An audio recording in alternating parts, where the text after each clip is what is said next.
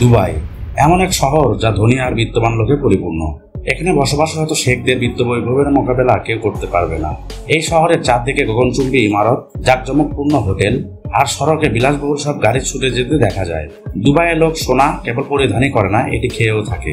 এমনকি কিছু শেখ তো টয়লেট পেপারও সোনা দিয়ে বানানোর ব্যবহার করে। কিন্তু দুবাই কি আসলে এমন শহর যেমন দেখা যায়? আজ থেকে কয়েক বছর পরেও কি দুবাই এরকমই জমকালো আর চাকচিক্যময় থাকবে? যখন তেল শেষ হয়ে যাবে তখন দুবাইয়ের কি হবে? নিকট ভবিষ্যতে কি দুবাই ধ্বংসের দ্বার প্রান্তে পৌঁছে যাবে? দুবাইকে নিয়ে যদি আপনার মনেও এরকম প্রশ্ন উঠে থাকে তবে আজকের ভিডিওটি আপনি দেখতে থাকুন, কেননা আজকের ভিডিও দেখলে সকল প্রশ্নের উত্তর পেয়ে যাবেন। বন্ধুরা, দুবাইয়ের ভবিষ্যৎ সম্পর্কে জানার আগে এর অতীত সম্পর্কে একটু আলোকপাত করা যাক। বর্তমানে অধিকাংশ লোক মনে করে দুবাইয়ের সবচেয়ে বেশি আয় আসে অপরিশোধিত তেল আর প্রাকৃতিক গ্যাস থেকে, কিন্তু দুবাই এই দাবিকে অস্বীকার করে এসেছে। দুবাইয়ের অফিসিয়াল ওয়েবসাইটের তথ্য অনুসারে বর্তমানে দুবাইয়ে তেলের ওপর নির্ভরশীলতা 5%-এর কম। শহরের 95% আয় নন অয়েল রিসোর্স থেকে আসে। এর মানে আজ তেল দুবাইয়ের জিডিপিতে মাত্র 1% অবদান রাখছে। তাহলে আরেকটি প্রশ্ন সামনে চলে আসে যে, যদি দুবাই তেল থেকে আয় না করে তো এই শহর এত ধনী হলো কেমন করে? আপনি জেনে অবাক হবেন যে আজ থেকে 200 বছর আগে 1820-এর দশকে দুবাইতে মাত্র 700 কি 800 লোক বসবাস করত। এই সব লোকই সমুদ্রে মাছ ধরত আর এর মাধ্যমে নিজেদের জীবিকা নির্বাহ করত। ওই সময়ে দুবাইয়ের উপর আবুধাবিরা শাসন কার্যকর ছিল। পরে এই গোত্রের লোকেরা নিজেদের স্বাধীনতার জন্য আন্দোলন শুরু করে। ওবেদ বিন সাইদ কিংবা মাকতুম বিন বুত্তি এই আন্দোলনের নেতৃত্ব দেন এবং দুবাইকে আবুধাবির কাছ থেকে স্বাধীন করেন। এরপর এখানে ব্রিটিশরা শাসন শুরু করে এবং দুবাইয়ের সুরক্ষার দায়িত্ব নিজেদের কাঁধে তুলে নেয়। 1901 সালে দুবাই মধ্যপ্রাচ্যে প্রথম এমন একটি সমুদ্র বন্দর গড়ে তোলে যেখানে আমদানি বা রপ্তানির উপর কোনো কর দিতে হতো না। এতে এশিয়া থেকে ইউরোপ থেকে পর্যন্ত সব জায়গায় দুবাই পরিচিতি লাভ করে। কিন্তু এই শহরে তেমন কোনো ফায়দা হচ্ছিল না। দুবাই তখনও পিছিয়ে ছিল এবং এর চারিদিকে মরুভূমি ছাড়া কিছুই ছিল না।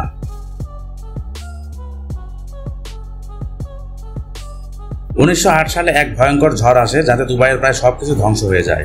অনেক মানুষের প্রাণহানি ঘটে যারা সমুদ্রে মাছ ধরার কাজ করত। 1929 সালে অবস্থা আরও খারাপ হয়। গ্রেট ডিপ্রেশনের প্রভাব দুবাইতে দেখা যায়। 1938 সালে যখন সৌদিতে তেল আবিষ্কার হয় তখন পুরো দুনিয়ার নজর সৌদি আরবের উপর পড়ে। অনেক বছর কেউ দুবাইয়ের প্রতি ধ্যানই দেয়নি। 1966 সালে দুবাইতেও তেল আবিষ্কার হয় আর এখানে উন্নয়ন ত্বরান্বিত হতে শুরু করে। দুবাইতে ধীরে ধীরে অর্থপ্রবাহ বাড়তে থাকে। এরপরে দুবাই, আবুধাবি, শারজাহ সহ 7 আমিরাত মিলে UAE গঠন করে আর একে অপরকে সাহায্য করতে শুরু করে। দুবাইতে তেলের খনি তো মিল ছিল, কিন্তু তা অতটা বেশি ছিল না। এমত অবস্থায় আবুধাবি দুবাইতে বিনিয়োগ করতে এগিয়ে আসে। দুবাইতে অবকাঠামো, সড়ক ও রেলপথ নেটওয়ার্কের বিস্তার হতে থাকে। 1990-এর দশকে দুবাইয়ের এক অন্যরকম পরিচিত গড়ে ওঠে। এখানে এয়ারপোর্ট এবং শিপিং পোর্ট বানানো হয় আর দুবাইয়ের আমির একে ট্যাক্স ফ্রি জোন হিসেবে ঘোষণা করেন। দুবাইতে ধীরে ধীরে গগনচুম্বী দালান গড়ে ওঠে। দুনিয়া জুড়ে বিভিন্ন কোম্পানি দুবাইতে বিনিয়োগ করে। অনেক বড় কোম্পানি দুবাইতে নিজেদের অফিস খুলে বসে। আর এত সব কিছুর জন্য দুবাই অর্থ পাচ্ছিল আবুধাবির কাছ থেকে, আর আবুধাবি তেলের খনি থেকে আয় করছিল। তাই সরাসরি না হলেও দুবাই তেলের উপরে নির্ভরশীল ছিল। আর যখনই দুবাইয়ের উপর কোনো বিপদ আসতো আবুধাবি তাকে বাঁচাতো। 2008 সালে বিশ্ব অর্থনীতি মন্দার সময় দুবাইয়ের অর্থনীতি ডুবে যাওয়ার আশঙ্কা দেখা দিলে আবুধাবি $10 বিলিয়ন দিয়ে দুবাইকে টেনে তোলে। বর্তমানে প্রতি বছর প্রায় 1.5 থেকে 2 কোটি লোক দুবাই ভ্রমণ করতে যান। পর্যটন শিল্প দুবাইয়ের জিডিপিতে সবচেয়ে বেশি অবদান রাখছে। এছাড়া দুবাইয়ের আবাসন ব্যবসা দ্রুত গতিতে বেড়ে চলছে।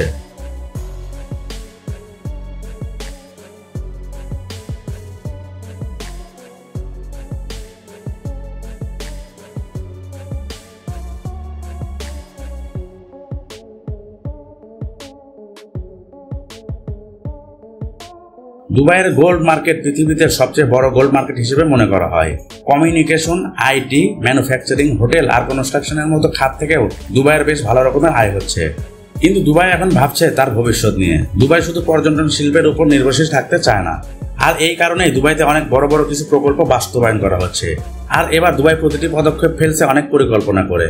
কারণ 2000-এর দশকে দুবাইয়ের $1 বিলিয়ন বেশ কিছু প্রকল্প ব্যর্থ হয়েছিল। এর মধ্যে পাম জাবেল আলী আর পাম ভিয়েরা আইল্যান্ডও পড়ে।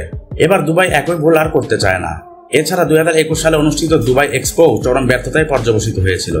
গত কয়েক দশক ধরে দুবাই এই এক্সপোর বিষয়ে কাজ করেছিল।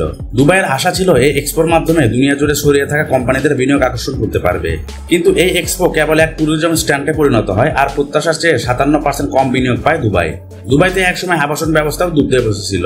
2010 সালে 10 কোটিতে কেনা জমির মূল্য এক দশকে কমে 4 কোটিতে নেমে এসেছিল। দুবাইতে ওভার সাপ্লাই দেখা যায়। দুবাইয়ের মোট জনসংখ্যার 15% এখানকার স্থায়ী নিবাসী।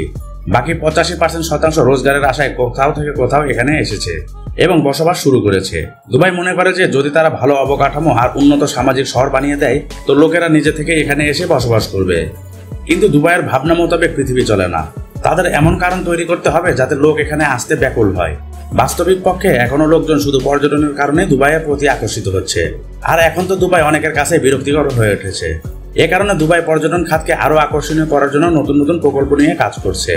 এই মিউজিয়াম অফ ফিউচার দুবাইতে বানানো হচ্ছে, যেখানে পৃথিবীর সবচেয়ে ভিন্ন ভিন্ন জিনিস এবং ভবিষ্যৎ দেখার সুযোগ মিলবে। আর্টিফিশিয়াল ইন্টেলিজেন্স থেকে শুরু করে ফিউচার রোবট সবকিছু এখানে অ্যাডভান্স আর আধুনিক হবে। দুবাই ক্রিক টাওয়ারের উপরে নির্মাণ কাজও চলছে, যার উচ্চতা বুর্জ খলিফাকেও ছাড়িয়ে যাবে। Blue Water Island, Dynamic Tower, Aladdin City আর মল অফ দ্য ওয়ার্ল্ডের মতো অনেক উচ্চভিলাষী প্রকল্পের নির্মাণ কাজ শুরু হয়েছে এখানে। গত 2 বছর দুবাইয়ের আবাসন ব্যবসাতেও গতির সঞ্চার দেখাতে পাওয়া যায়। রাশিয়া ইউক্রেন যুদ্ধ থেকেও দুবাই লাভবান হয়েছে, কারণ উভয় দেশের অনেক মিলিয়নিয়ার আর বিলিয়নিয়ার লোক দেশ ছেড়ে দুবাইতে বসবাস এবং বিনিয়োগ করতে শুরু করেছেন। কিন্তু এই পর্যায়কে সাময়িক বলা যায়, কারণ ধারণা করা হচ্ছে পরিস্থিতি স্বাভাবিক হয়ে আসলে এই বিত্তশালী লোকেরা তাদের অর্থ দুবাইয়ের বাজার থেকে বের করে নিয়ে চলে যাবেন। দুবাইকে সময়ের সাথে সাথে তাদের পররাষ্ট্র নীতিতেও পরিবর্তন আনতে হবে। সাধারণত দুবাইয়ের বিদেশি রাষ্ট্র বিষয়ক সিদ্ধান্ত ইউএই সরকার বা আবুধাবি দ্বারা নিয়ন্ত্রিত হয়। দুবাই বেশ কিছুদিন ধরে ইরান এবং কিছু সৌদি বিরোধী দেশের নিশানায় রয়েছে। ইরান তো কয়েকবার দুবাইকে সতর্ক করে বিবৃতিও দিয়েছে। দুবাইতে আইন কানুন বেশ কঠোর আর এ ব্যাপারটি লোকেরা পছন্দই করে। এখানে মহিলারা অনেক নিরাপদ আর সৌদি আরবের মতো তাদের উপর করা বিধির নিষেধ নেই। এমতো অবস্থায় উপসাগরে অন্যান্য দেশের লোকদের দুবাইতে চলে আসার সম্ভাবনা আছে। আরেকটি যে জিনিস দুবাইকে আলাদা করেছে তা হলো এর জিরো ইনকাম ট্যাক্স পলিসি। কিন্তু নিজেদের এই ট্যাক্স পলিসি দুবাই লম্বা সময় ধরে চালু রাখতে পারবে না। শুধু নাগরিক আর পর্যটকদের খুশি করাই সবকিছু নয়। একটি শহর বা দেশকে চালানোর জন্য ফান্ডের প্রয়োজন হয়, আর ট্যাক্স যে কোনো দেশের রাজস্ব আদায়ের সবচেয়ে বড় উৎস হয়ে থাকে। 2023 সালে দুবাইতে ইনকাম ট্যাক্স কমানোর কথাও উঠেছিল, কিন্তু এখনো এই ব্যাপারে কোনো চূড়ান্ত সিদ্ধান্ত নেওয়া হয়নি। ইনকাম ট্যাক্স যদি কম ধার্য করা হয় তবু নাগরিকদের কাছ থেকে ন্যূনতম ট্যাক্স দুবাইকে নিতেই হবে। সেই সাথে দুবাই একটি এডুকেশনাল হাব তৈরি করার পরিকল্পনা করছে। আজকাল উচ্চতর শিক্ষার জন্য বেশিরভাগ তরুণ তরুণীর প্রথম পছন্দ আমেরিকা, অস্ট্রেলিয়া, কানাডা আর ইংল্যান্ড। দুবাই যদি উন্নত সুযোগ সুবিধা সম্পন্ন এডুকেশনাল হাব তৈরি করে ফেলে তাহলে প্রতি বছর এখানে লাখ লাখ স্টুডেন্ট পড়তে আসতে পারবে, যাতে এই দেশের জিডিপি বৃদ্ধি পাবে এবং ভবিষ্যতের চিন্তা সহজে দূর হয়ে যাবে। তবে বন্ধুরা, দুবাইয়ের এই ভবিষ্যৎ বাস্তবে বেশ অনিশ্চিত। কিন্তু আগামী কয়েক বছর দুবাই বাজেট বানিয়ে সঠিক পরিকল্পনার সাহায্যে যদি সব কাজ করে তো বিদ্যমান সমস্যাগুলি সহজেই সমাধান হতে পারে। আপনার কি মনে হয় তেল আর পর্যটন খাত বাদে দুবাইয়ের কোন কোন ক্ষেত্রে মনোযোগ দেওয়া উচিত? আপনার মতামত কমেন্ট সেকশনে অবশ্যই আমাদেরকে জানাবেন। আর যদি এই ভিডিও থেকে আপনি নতুন কিছু জেনে থাকেন বা শিখে থাকেন তাহলে অবশ্যই ভিডিওটি লাইক দিবেন। এরপরে কি ধরনের ভিডিও চান তা অবশ্যই আমাদেরকে কমেন্ট করে জানাবেন। এই ধরনের ভিডিও পেতে আমাদের চ্যানেলটি সাবস্ক্রাইব করে পাশে থাকা বেল আইকনটি বাজিয়ে দিবেন। ধন্যবাদ সবাইকে।